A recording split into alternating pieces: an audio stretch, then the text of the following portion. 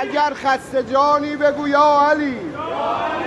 ساقی کوثر علی، یا علی ساقی کوثر علی،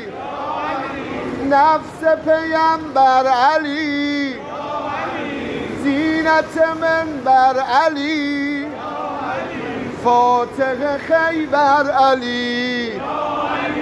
فاتح خیبر علی، از همه بهتر علی، ظاهر و مظهر علی، از همه بهتر علی، از همه بهتر علی، شیعه حیدر بگو 110 تا علی،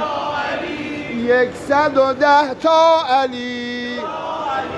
یا علی و یا علی و یا علی.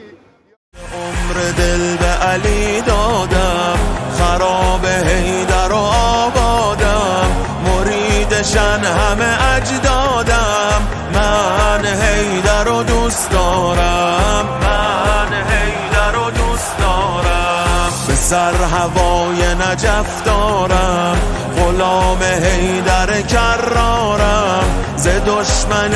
علی بیزارم، من حیدر رو دوست دارم، من حیدر رو دوست دارم، من حیدر رو دوست دارم، علی شاه و امیر و امام منه، من حیدر رو دوست دارم، علی ذکر قعود و قیام منه، من حیدر رو دوست. علی حق ولی الله،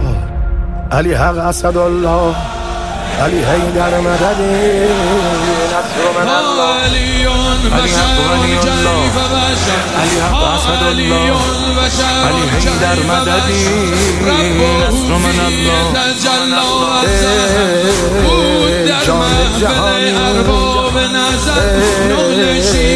فخر زمان